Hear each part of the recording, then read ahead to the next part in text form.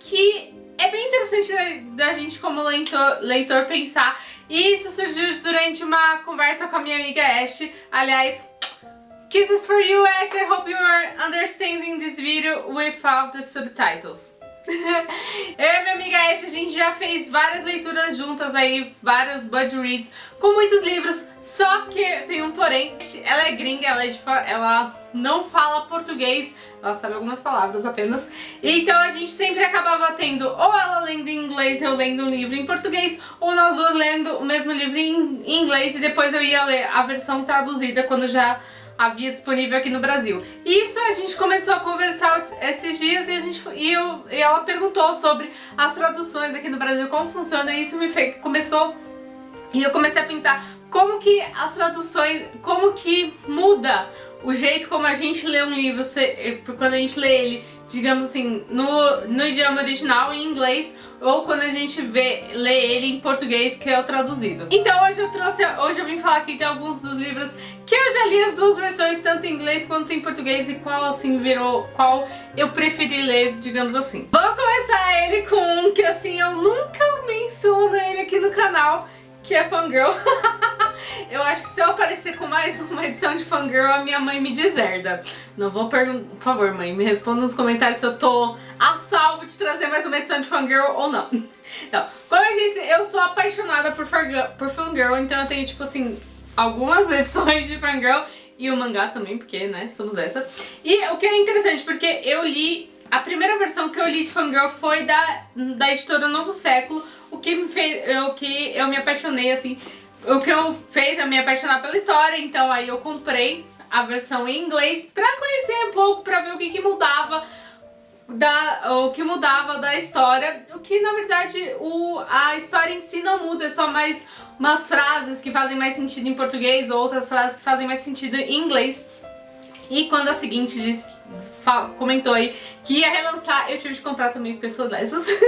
E o que é interessante é porque a edição da seguinte e a edição da Novo Século são diferentes, porque, claro, são tradutores diferentes e cada tradutor tem aí o seu, digamos, a sua escolha de palavras, o que eles acham que fica melhor. O que eu achei interessante ver, assim, como a mesma história pode ser traduzida de modos diferentes, o que eu achei muito interessante. Então eu gosto de ter, assim, várias versões do livro. Tá vendo, mãe? Eu não compro só por comprar, tem motivo pra eu ter mais de uma edição.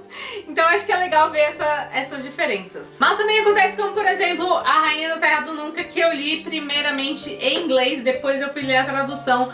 E sim, tem algumas partes que fazem mais sentido em inglês, que talvez a construção da frase seja um pouquinho melhor em inglês do que a versão traduzida, mas eu acho legal, interessante ver como que uma frase pode mudar de uma língua para outra, então eu acho que isso é interessante de ter. Se você tem a oportunidade de ver as duas, porque essa série tá no Kindle Unlimited, eu recomendo você dar uma olhada pra ver aí, porque tem algumas frases que são bem interessantes de ver aí no original. Amor por Engano ou Mr. Wrong Number, da Lynn Painter, eu li primeiro a versão em inglês, depois eu fui ler essa em português, e sinceramente, o flerte em português é de milhões. É isso, o brasileiro sabe flertar como ninguém, e a tradução acertou muito nisso. Eu acho que, assim, é até mais engraçado do que no original, pelo menos na minha opinião. Então eu acho que, assim, talvez ler um flerte na nossa língua é mais engraçado, mas é porque o brasileiro tem um gingado, tem um molho especial, né? Então os flertes da Olivia e do Colin em português foram muito mais legais do que o original, apesar de que, tipo assim, isso não muda muita coisa pra história, mas eu gostei mais deles em português. Táticas do Amor ou The Cheat Sheet, da Sarah Adams, também foi um livro que eu li em inglês primeiro e depois em português. E apesar dessa coisa aí de não ter um favorito, tem algumas frases que fazem mais sentido em inglês, como por exemplo o apelido da Brie, de ser queijo Brie, que em inglês ficou Brie Cheese. Eu acho que faz mais sentido, talvez por causa do queijo Brie aí, por causa do queijo Brie, desse trocadilho. Então eu acho que nesse caso faz mais sentido em inglês.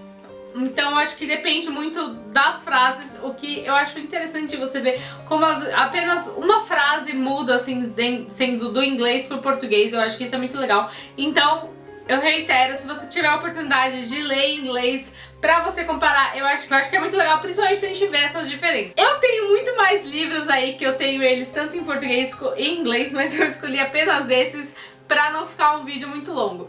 Diz aí pra mim nos comentários qual livro que você já leu em inglês e depois foi ver a tradução, ou leu primeiro em português e depois foi ver o original. Então é isso, galera, esse foi o vídeo de hoje. Se você gostou, não esquece de dar seu like. Se inscreve pra não perder os próximos vídeos e ativa o sininho pra saber quando tem vídeo novo aqui no canal. Segue o Instagram da Entre Linhas e a gente se vê na próxima.